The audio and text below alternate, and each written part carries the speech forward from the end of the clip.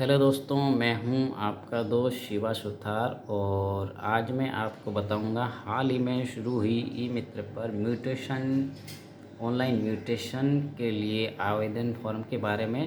तो चलिए शुरू करते हैं आज का टॉपिक। उससे पहले आपसे रहेगी छोटी सी गुजारिश कि आपने अभी तक मेरे यूट्यूब चैनल को सब्सक्राइब नहीं किया है तो मेरे चैनल को सब्सक्राइब कर देवें और बेल आइकन को भी प्रेस कर लें, जिससे कि आने वाले हर एक नए वीडियो जो है उसका नोटिफिकेशन आप तक पहुंच पाएँ और ई मित्रा से रिलेटेड जितनी भी नई जानकारियां हैं वो आप तक पहुंच पाएँ और उसकी जानकारी जो है मैं आप तक पहुंचा पाऊँ। तो उम्मीद है कि ये वीडियो आपके लिए बहुत ही शानदार साबित होने वाला और इससे आपको बहुत कुछ सीखने को मिलेगा। तो मेरी भी कोशिश यही है कि मैं सही और सरल तरीके से समझा पाऊँ आपको और आप जो है इसका पूरा से पूरा फ़ायदा ले सकें। तो वीडियो को स्किप मत करिए, बने रहे वीडियो के साथ, कंप्लीट वीडियो देखिए ताकि आपको बराबरली समझ आए। तो म्यूटेशन के लिए ऑनलाइन अप्लाई करने के लिए सबसे पहले आपको जो है वो ई मित्र लॉगिन कर लेना है। मैंने अपना ई मित्र आईडी है वो लॉगिन करके रखा है। तो आप अपना ई मित्र आईडी और पासवर्ड से ई मित्र है जो लॉगिन कर लीजिए। लॉगिन करने के बाद में आपको आ जाना है डैशबोर्ड पे। जब डैशबोर्ड पे आएंगे तो आपको इस तरह का एक ई मित्र, वो तो आपको पता ही है क्योंकि आप ई मित्र धारक हैं, तो आप लोग जब ई मित्र यूज़ करते हैं तो आपको पता ही होगा। तो सबसे पहले आपको ई मित्र लॉगिन करने के बाद यूटिलिटी टाइप सर्विस जो है इस पर क्लिक करना है। यूटिलिटी टाइप सर्विस पे क्लिक करोगे तो अपने सामने एक सर्च बॉक्स ओपन होगा। इसमें अपन को लिखना है MUT। जब अपन यहाँ पे MUT टाइप करेंगे तो अपने सामने ये 4 तरह की सर्विस जो है ओपन हो गया। तो इसमें जो सबसे नीचे वाली है राजस्व म्यूटेशन के लिए ऑनलाइन आवेदन, अपन को इस पर क्लिक कर देना है। जैसे ही इस पर क्लिक करेंगे तो ये सीधा राजस्व विभाग की वेबसाइट है, उस पर डायरेक्ट के लिए बोलेगा। अपन को ओके कर देना है। ओके करने के बाद एक बार अपनी परमिशन मांगेगा तो अपन को कंटिन्यू कर देना है। कंटिन्यू करेंगे तो सीधा ये म्यूटेशन जो ऑनलाइन करने के लिए आवेदन फॉर्म है वो फॉर्म अपने सामने खुल जाएगा। यहाँ पे अपन को ये फॉर्म फिल करना है, लेकिन ध्यान रहे कि ये जो फॉर्म फिल कर रहे हैं अपन, ये सिर्फ़ और सिर्फ हिंदी में ही भरें। अगर आपने गलती से इस फॉर्म को इंग्लिश में भर दिया तो हो सकता है कि आपका फॉर्म सबमिट नहीं हो, या अगर फॉर्म सबमिट भी होता है तो आपको फॉर्म जो है वो रिजेक्ट कर दिया जाएगा, 100% रिजेक्ट कर दिया जाएगा। क्योंकि इस फॉर्म को भरना आपको सिर्फ और हिंदी, यहाँ पे ऊपर देखो लिखा हुआ भी है कि सभी जानकारी हिंदी में ही मान्य होगी। हिंदी में टाइप करने के लिए रोमन भाषा में टाइप करें और स्पेस दबाएं। उदाहरण पुलकित प्लस स्पेस बराबर पुलकित, यानी कि ये साफ पहले से अपन को गाइडेंस कर रहा है कि भाई आपको जो भी टाइप करना है वो हिंदी में ही करना है। अगर आपको हिंदी टाइपिंग नहीं आती है तो उसके लिए आप गूगल इंटरनेट से गूगल हिंदी इनपुट टूल जो है वो डाउनलोड कर लीजिए। फिर उसकी सहायता से आप जो है हिंदी टाइप कर पाएंगे। अगर आप गूगल इनपुट टूल नहीं भी यूज़ कर रहे हैं तो भी इसमें आप इंग्लिश में टाइप करेंगे। इंग्लिश में टाइप करने के बाद स्पेस दबा के तो सीधा ये हिंदी में हो जाएगा।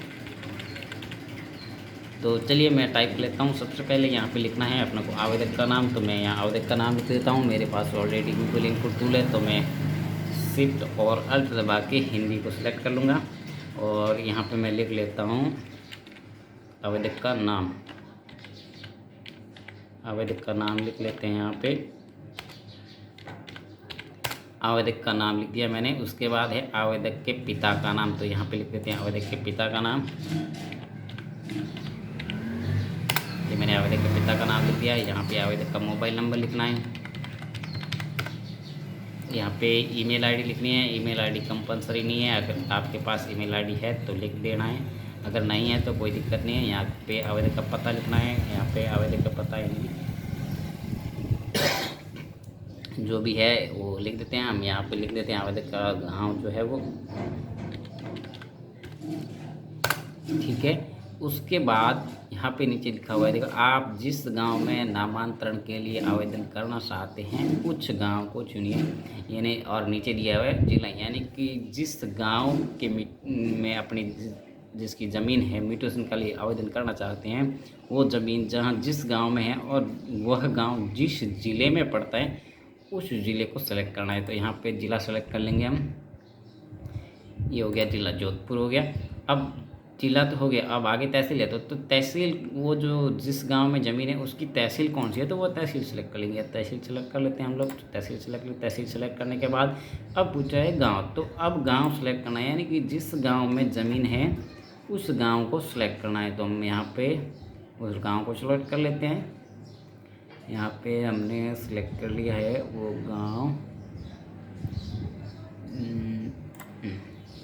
अब उसके बाद यहाँ पे देखो नामांतरण के लिए किस प्रकार का आवेदन करना चाहिए, यानी कि अलग अलग नामांतरण के लिए अलग अलग प्रकार के आवेदन जो है वो लगते हैं। तो यहाँ पे इस पर क्लिक करते हैं तो देखो ये 4-5 टाइप के जो नामांतरण है वो अपने सामने खुल के आ रहे हैं। यहाँ पे सबसे पहले है बैंक से लिए गए ऋण का नामांतरण दर्ज करने के लिए। इसका मतलब होता है कि अगर आपने बैंक से ऋण लिया है तो उसके लिए बैंक से ऋण, यानी कि बैंक से ऋण तो कई प्रकार के होते हैं, लेकिन आपने ज़मीनी तौर पर यानी कि ज़मीन के आधार पर ज़मीन को बैंक के पास गिरवी रख करके लोन लिया है तो उसके लिए आपको ज़मीन जो है वो आपको बैंक में रहन करवानी होती है। तो उसके लिए आपको रहन दर्ज करवानी है ज़मीन में बैंक के लिए। तो बैंक के लिए ऋण का नामांतरण दर्ज करवाने के लिए आपको म्यूटेशन के लिए म्यूटेशन बढ़ना है। तो यहाँ पे क्लिक करेंगे, लेकिन जैसे ही यहाँ पे आप इनको सेलेक्ट करेंगे तो इसके लिए जो आवश्यक दस्तावेज है, जैसे क्या क्या डॉक्यूमेंट चाहिए, तो उसके लिए यहाँ पे एक तो पंजीकृत रहनामा और गैर पंजीकृत रहना, यानी कि दोनों में से एक दस्तावेज अपने पास है तो वो अपन ऑनलाइन म्यूटेशन भर सकते हैं। और इसकी जो है वो स्कैन कॉपी यहाँ आगे आपको अपलोड करनी पड़ेगी। दूसरी है रहन मुक्त का नामांतरण दर्ज करवाने हेतु। इसका मतलब होता है अगर आपकी ज़मीन जो है वो बैंक में रहन है, यानी कि आपने बैंक से लोन ले रखा है और आपकी ज़मीन बैंक में रहन है और आप उसे रहन मुक्त करवाना चाहते हैं तो उसके लिए आप इस म्यूटेशन का सिलेक्ट करेंगे। दूसरी है विरासत का नामांतरण। विरासत का नामांतरण का मतलब होता है अगर किसी व्यक्ति की मृत्यु हो जाती है और उसका ज़मीन में नाम होता है तो फिर उसके जो पुत्र पुत्रियाँ विधवा पत्नी जो भी है उनके नाम ज़मीन करवानी होती है तो उसको विरासत का नामांतरण कहते हैं। उसके बाद है हक त्याग का नामांतरण दर्ज करवाने के लिए। हक त्याग का मतलब होता है जैसे कोई बंदा है और उसकी ज़मीन में 3-4 नाम है, 2 भाई के हो गए, एक बहन का हो गया, तो अगर उनमें से कोई एक अपनी ज़मीन का हक यानी कि अपनी इच्छा अनुसार ज़मीन से अपना हक छोड़ने की बात करता है या छोड़ना चाहता है तो हक त्याग का नामांतरण दर्ज, यानी कि हक त्याग का म्यूटेशन होता है। वो हक त्याग अपना हक त्याग करके अपने दूसरे भाई बहन जो भी है उनको देना चाहता है तो उनके लिए ये हक त्याग का म्यूटेशन होता है। उसके नीचे है उपहार का नामांतरण दर्ज करने। तो उपहार का नामांतरण वो होता है जिसमें जैसे कोई बंदा है और अपनी ज़मीन किसी को दान या भेंट स्वरूप देना चाहता है तो उसके लिए ये म्यूटेशन होता है उपहार वाला।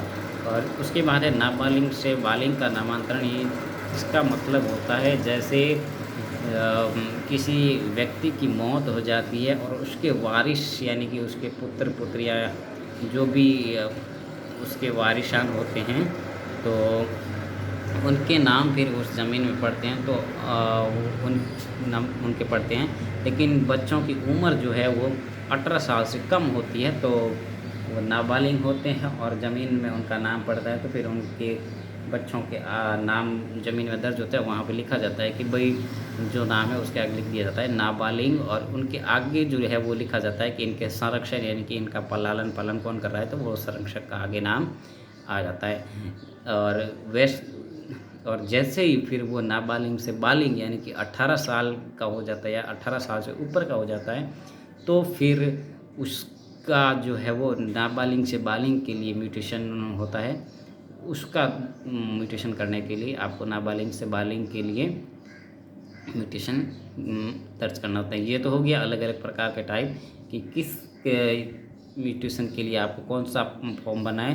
तो हम आज यहाँ पे भरेंगे विरासत का नामांतरण दर्ज करेंगे। तो हम विरासत पे क्लिक कर देंगे।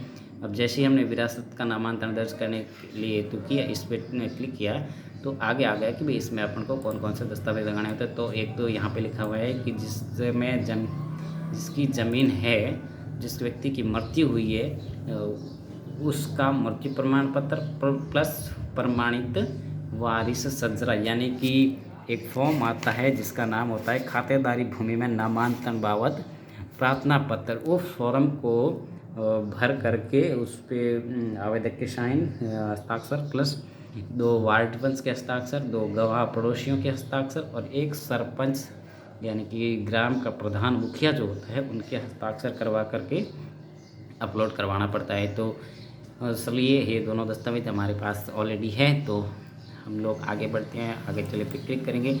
जैसे ही आगे चले पे क्लिक करते हैं तो हमारे सामने एक नया पॉपअप खुल के आता है। यहाँ पे लिखा हुआ है, देखो, क्या आपको खाता संख्या की जानकारी है। खाता संख्या यानी कि जिस ज़मीन, जिस खसरे के लिए अपन म्यूटेशन के लिए आवेदन करना चाह रहे हैं उस खसरे का खाता नंबर जो है वो आपको याद है या नहीं है, जो उसके बारे में जानकारी है या नहीं है। तो खाता संख्या मैं बता दूं आपको कि खाता संख्या वो है जैसे ज़मीन कि अपन जमाबंदी निकालते हो, जमाबंदी में 2 आता है, एक खाता नंबर आता है, एक खसरा नंबर आता है। तो खसरा नंबर कभी चेंज नहीं होता है। अगर कोई ज़मीन बंटवारे होते हैं या फिर अलग अलग हिस्से बनवा के वो होता है तब जाके खसरा नंबर चेंज होता है। वो भी इतना चेंज नहीं होता है, उसमें बट्टे लग जाते हैं 1 2 3 ऐसा करके हो जाता है। लेकिन खाता नंबर जो है वो जैसे ही खतौनी चेंज होती है तो खाता नंबर चेंज हो जाता है, खाता नंबर परमानेंटली नहीं रहता है। तो चलिए अगर आपके पास खाता नंबर नहीं है तो आप क्या करेंगे, तो उसके लिए मैं बता दूं आपको। जैसे मान खाता नंबर नहीं है तो यहाँ पे नहीं करेंगे, अगर खाता नंबर है तो हाँ कर देंगे। लेकिन मैं आपको बता दूं कि अगर आपको खाता नंबर ध्यान में नहीं हो तो क्या करेंगे, तो यहाँ पे नहीं पे क्लिक कर देंगे। और उसके बाद आपको आगे पूछेगा, देखो क्या आपको खसरा संख्या की जानकारी है। यहाँ पे आपको खसरा की जानकारी है में हाँ ही करना है। अगर नहीं करोगे तो फिर एप्लीकेशन फॉर्म जो है वो आगे नहीं बढ़ेगा, यहीं पे क्लोज हो जाएगा। इसलिए आपको खसरा नंबर पे हाँ करना है। जैसे ही खसरा नंबर पे हाँ करेंगे तो यहाँ पे देखिए कि जो राजस्व ग्राम यानी हमने सेलेक्ट किया था उस गांव में जितने भी खेत के खसरे हैं वो सारे के सारे खसरे हमारे सामने खुल कर आ जाएंगे। एक तो पूरी डिटेल आ जाएगी उनकी। तो हमको यहाँ से सिलेक्ट करना है जो खसरा है, यानी कि जो खसरा अपन म्यूटेशन के लिए आवेदन करना चाहते हैं उस खसरे को हमें यहाँ से सिलेक्ट करना है। तो मैं इसलिए सेलेक्ट कर लेता हूँ यहाँ पे उस खसरे को। मैंने खसरे को सिलेक्ट कर लिया। उस जैसे खसरे को सिलेक्ट करेंगे तो यहाँ पे देखो राइट चेक मार्क लग जाएगा। राइट चेक मार्क लगने के बाद फिर आगे सिले पे क्लिक करेंगे।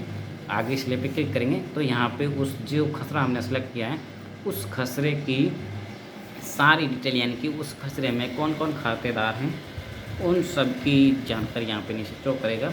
देखो तो एक बार चेक कर लेना है कि जो खसरा हमने सेलेक्ट किया है उसमें खातेदार जो है हमने वो सेम सेलेक्ट किया है या कोई और खातेदार तो नहीं है। तो अगर सेम है तो जो खातेदार का अपन को सिलेक्ट करना है उसमें, यानी कि 1 खातेदार है तो 1 का नाम आएगा, 2 खातेदार है तो 2 का नाम आएगा, अगर 5 खातेदार है तो 5 का नाम आएगा। हमने जो खाता सेलेक्ट किया है इसमें 6 का खातेदार हैं तो हमें यहाँ से जिस खातेदार के लिए म्यूटेशन करना है उस खातेदार को सिलेक्ट कर लेंगे। सिलेक्ट करने के बाद आगे चले पे क्लिक करें।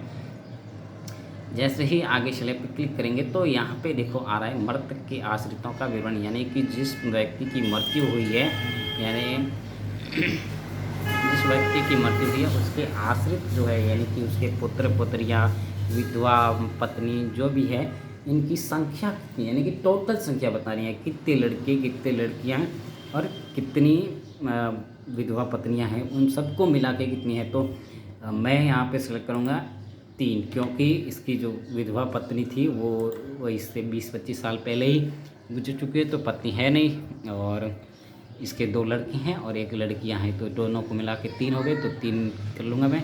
3 करने के बाद आगे चले पे टिक मार्क करेंगे।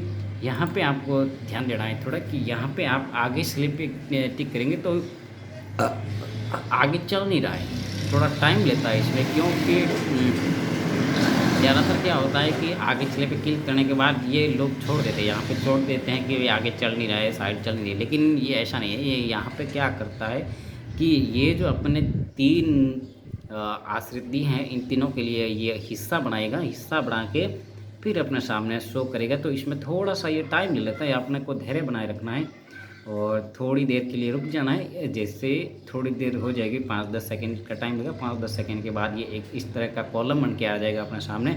और इस कॉलम में यहाँ पे ये आपने 3 नंबर डाले तो 3 कॉलम बन के आ गए। अगर 1 नंबर डाला होता तो 1 कॉलम आता, अगर 5 डाला होता तो 5 कॉलम बन के आते। तो यहाँ पे अपन को दर्ज करना है कि इनके जो वारिस हैं उनके नाम लिखने हैं, यानी कि किन के नाम अब ज़मीन करवानी है। तो मैं यहाँ पे लिख दूँगा इनके 3 वारिस है, तो 3 में तीनों का नाम लिख दूँ। यहाँ पे तीनों के नाम लिख देता हूँ। गुलाम पुत्र यहाँ देते हैं। यहाँ पे ये ऑटोमेटिकली आ जाता है इसका नाम, यहाँ पे आप चेंज नहीं कर सकते। और इसका कास्ट लिख देते हैं SC। और आगे देखिए ये टिक मार्क करते हैं। ज़्यादातर क्या करते हैं कि ये इसको सेलेक्ट कर लेते हैं, सेलेक्ट करने के बाद फिर ये नीचे जाति ले लेते हैं। ये नहीं करना है अपन को यही रहने देना है टिक मार्क। इसका मतलब होता है सेम एज, यानी कि जो जाति इसके पेरेंट्स की है वो सेम ही जाति इनकी है। तो दूसरा भर लेते हैं हम। दूसरे नंबर के काश्तकार जो है, दूसरा हिस्सेदार, दूसरे का भी हमने फिल कर लिया। अब तीसरा है वो तीसरे का भी फिल कर लेते हैं। लेकिन तीसरे में ध्यान रखना है अपन को कि ये तो जेंडर है, जो मेल है तो पुत्र ही आएगा। लेकिन ये जो है ये महिला है पालू, तो यहाँ पे पुत्र नहीं आएगा। तो इसको अपन को सिलेक्ट करके यहाँ पे पुत्री कर देना है। और जो भी है अपन को सिलेक्ट करना है, जैसे माल दत्तक पुत्र हो गया, पुत्र हो गया, पत्नी हो गया, जो भी रिश्ते में है उनके, तो वो सिलेक्ट कर लें। तो हमने यहाँ पे पुत्री सेलेक्ट कर लिया। पुत्री सेलेक्ट करने के बाद यहाँ पे भी जनरल है, तो हम यहाँ से इनका कास्ट SC कर लेते हैं। यहाँ भी SC कर देते हैं। और जो जाति है वो सेम एज है, तो यहाँ पे रहने देते हैं। फिर यहाँ पे आगे सिले पे क्लिक कर लेंगे। जैसे ही आगे सिले पे क्लिक करेंगे फिर से ये थोड़ा सा टाइम लेगा, और थोड़ा टाइम लेने के बाद फिर ये हिस्से बना करके अपने सामने शो करेगा कि भाई इन तीनों हिस्से, तीन जो है वो तीनों में बराबर से हिस्से डिवाइड करके ये यहाँ पे आ गए। ये है, यहाँ पे आने के बाद एक बार अपन को चेक कर लेना यहाँ पे कि भाई अपना जो नाम दिए हैं वो सारे सही है या गलत तो नहीं है कहीं। लेकिन ध्यान में रहे कि ज़्यादातर नाम जो है वो आप ये डालते समय ही देख करके ही डालें, क्योंकि इसमें अगर आप गलत एंटर कर देते हो तो फिर बैक जाने का ऑप्शन नहीं है। इसमें बैक नहीं जा पाओगे। फिर आपको पूरा 1 या 0 से शुरू करना पड़ेगा, क्योंकि इसमें बैक का ऑप्शन नहीं है। तो यहाँ से हम चेक कर लेते हैं, हमने जो नाम दिए हैं वो तीनों के तीनों सही है। और तीनों का हिस्सा जो यहाँ पे बन के आ गया 1/3 1/3, यानी कि तीनों जो है वो इनके बराबर के हकदार है। तो चलो यहाँ से सही है, तो अपन आगे चले पे क्लिक कर लेते हैं। जैसे ही आगे चले पे क्लिक करेंगे तो अपने सामने देख लीजिए एक ये ऑप्शन आएगा दस्तावेज़ अपलोड करके। तो यहाँ पे अपन को मृत्यु प्रमाण पत्र जिस व्यक्ति की मृत्यु हुई है और जिसकी जगह पर अपन म्यूटेशन भर रहे हैं, तो उसकी मृत्यु प्रमाण पत्र की ओरिजिनल प्रति प्लस प्रमाणित वारिस जरा अभी जो मैंने बताया वो फॉर्म अपन को यहाँ पे अपलोड करना है। लेकिन ज़्यादातर लोग क्या करते हैं, अपलोड नहीं हो रहा है। तो यहाँ पे अपन को क्या करना है, सेंड OTP पे क्लिक करना है। लेकिन ध्यान रहे कि अपन जो सेंड OTP पे क्लिक करेंगे तो यहाँ पे जो अपने आवेदन करते समय जो मोबाइल नंबर दिया है उसी नंबर पे OTP जाएगा। तो यहाँ पे अपन सेंड OTP पे क्लिक करेंगे। सेंड OTP जैसे पे ही क्लिक करेंगे तो यहाँ से एक OTP जाएगा इस मोबाइल नंबर पे। वो OTP जो है अपन यहाँ पर दर्ज करनी है। यहाँ पे भी आपको सेम प्रॉब्लम नज़र आएगी, क्योंकि OTP जो है वो जाने में कोई सर्वर इशू रहता है, तो थोड़ा टाइम ले लेता है। मेरे मोबाइल पे OTP आ चुकी हैं, और जैसे ही अपने मोबाइल पे OTP आती है तो इसको वेरीफाई OTP पे करके सेव कर देना है। और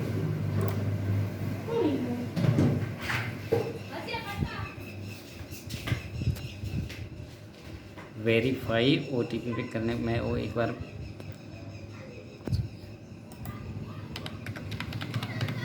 मैंने OTP डाल दिया। अब OTP डालने के बाद यहाँ पे करते हैं वेरीफाई OTP। जैसे ही वेरीफाई OTP करें तो ये आज एक पॉपअप आगे देखो, OTP सफलतापूर्वक वेरीफाई किया जा चुका है, कृपया दस्तावेज अपलोड करें, सुरक्षित करें, ओके कर देना है यहाँ पे।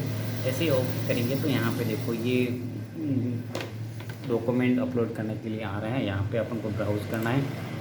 ब्राउज़ करने के बाद फिर अपन को ये जो 2 दस्तावेज थे, ये मृत्यु प्रमाण पत्र और प्रमाणित वारिस सदरा, तो इन दोनों की एक संयुक्त PDF बना देनी है। दोनों को PDF बनाने के बाद यहाँ से ब्राउज़ कर लेना है। मैंने दोनों की ऑलरेडी PDF बना रखी है। मैंने दोनों की PDF बना ली है, तो दोनों की PDF यहाँ से मैं सेलेक्ट करके ओपन कर लूँगा। ओपन करने के बाद यहाँ पे सुरक्षित करें पे क्लिक करें, यहाँ पे सुरक्षित करें। यहाँ मैंने सुरक्षित पे क्लिक कर लिया। जैसे ही सुरक्षित पे क्लिक करेंगे तो अपने सामने एक नामांतरण के लिए ऑनलाइन आवेदन की ये रिसिप्ट आ जाएगी। इस रिसिप्ट को अपन को प्रिंट कर लेना है। मैं रिसिप्ट प्रिंट कर लेता हूँ। जैसे ही प्रिंट करता हूँ तो ये मैंने प्रिंट कर ली इसकी कॉपी। अब मैं क्या करना है, अपन को इसकी एक कॉपी निकाल लेनी है और कॉपी प्रिंट करके ये मृत्यु प्रमाण पत्र की कॉपी और ये जो है फॉर्म है भूमि नामांकन प्रमाण पत्र वाला, इन दोनों की एक और ये कॉपी करके आपको अपने नज़दीकी भू अभिलेख यानी कि पटवारी जो भी हैं उनको दे देनी है। उसके बाद ये आपकी एप्लीकेशन जो है वो तहसीलदार साहब के पास पहुंच जाती है, जहां आपने तहसील सेलेक्ट की उस कार्यालय में पहुंच जाती हैं। फिर वे अपनी एप्लीकेशन को अप्रूव करेंगे तो आपका म्यूटेशन जो है ऑनलाइन सक्सेसफुल हो जाएगा और आपका म्यूटेशन भर जाएगा। तो बस आज के लिए इतना ही। उम्मीद करता हूँ कि आपको पूरी तरह समझ आया होगा और आप अब इस एप्लीकेशन को आराम से कर सकोगे। और मेरी ऐसी ही वीडियो पाने के लिए मेरे चैनल को सब्सक्राइब जरूर करें और इस वीडियो को आगे से आगे शेयर करें, लाइक करें, कमेंट करें। अगर आपको कोई दिक्कत या कुछ समझ में नहीं आई हो तो मेरे कमेंट बॉक्स में कमेंट करके ज़रूर बताएं। मैं हर कोशिश आपकी हेल्प करने की कोशिश करूँगा। धन्यवाद।